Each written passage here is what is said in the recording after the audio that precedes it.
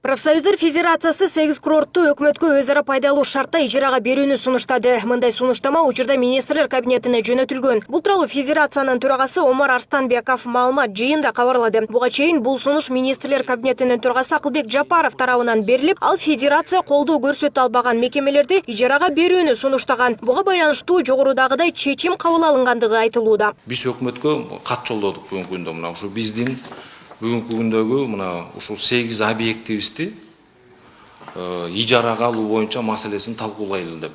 Буларды кайсыларды биз сунуштап жатабыз. Ижарага алыңыздар деп.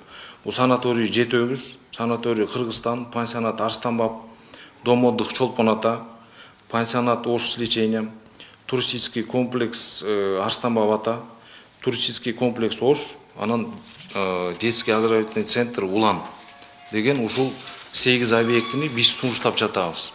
Мамлекетке ушу ижарага жанагы взаимовыгодных условиях деп. Кесиптик кошуундун ишмердүүлүгү боюнча азыркы күнгө чейин сын пикирлер айтылып жүрөт. Буга чейин белгилүү болгондой жогорку кеңештин депутаттары тарабынан комиссия түзүлүп, аталган тармактын балансында турган 298 объектинин 164-ü мыйзамсыз менчиктештирилип кеткенин комиссия төрагасы Шайлообек Атазов маалымдаган. Деген менен бул маалыматтын айрымдарын кесиптик кошуундун өкүлдөрү четке кагууда.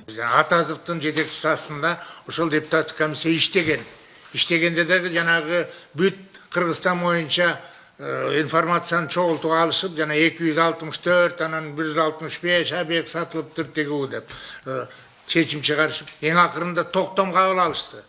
Токтомдо ошол жерде ошол токтомду силер алып окусаңар болот да, профсоюздун мыйзамына туура келбейт, конституцияга туура келбейт. Ал эми эл өкүлү Шайлообек Атазов коррупцияга белчесинен баткан тармактын тамыры кыркылып, федерациянын мүлкүнүн 55% мыйзамсыз менчиктештирилгенин айтууда. Аларды сатып алгандар жөнөкөй адамдар эмес экенин, буга чара көрүлүшү керек деген талабын коюуда. Бул боюнча азыр укук коргоо органдары иликтөөнү улантып, депутаттык комиссиядан тышкары дагы мыйзамсыз жагдайлар аныкталганы маалымдалды. Бизден да сырткары 20 фактын табышты. Биз 298 объекттин ичинен 164-ü мыйзамсыз сатылган, анын ичинде профсоюздун жетекчилеринен сырткары дагы жергиликтүү органдардын жетекчилери тарабынан дагы мыйзамсыз сатылган фактылар болгон. Биз өзүбүздүн жумушубузду так мыйзамдын чегинде жогорку деңгээлде аткардык.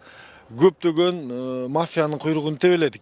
Кесиптик кошуундун көп жылдан бери чыры бүтпөй келет. Мындан улам көпчүлүк аталган кызматтын ишмердүүлүгүнө нааразы. Эске салсак, буга чейин президент Садыр Жапаров Профсоюздар Федерациясынын балансында турган санаториялык, курорттук жана туристтик объектилерди натыйжасыз башкаргандыгы үчүн катуу сынга алган. Акыркы 30 жылда эч кандай маанилүү натыйжаларга жетише албаганын баса белгилеп, башкы прокуратурага жана эсептөө палатасына тийиштүү тапшырмаларын берген.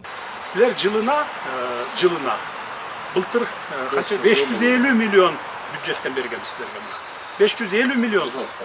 Быйыл 600 миллионго жакын дагы алган атасыздар. Профсоюз системасына. Бул эми элдин акчасы. Биздин кыргыз мамлекетинен силерге барып түшкөн акча. Ошону силер талап тоноп жеп атасыздар. Өз кезегинде мамлекет башчысынын бул кадамы колдоого алынган. Ошол эле учурда Кыргызстандын эгемендүүлүк жылдарында кесиптик кошуундун талап тонолгон мүлктөрү, андан тышкары ички интригалары, жетекчилер ортосундагы тиреш көпчүлүктүн назарын буруп, ар тараптуу пикирлер айтылып келет. Буларды караган киши жок болчу 30 жылдын ичинде.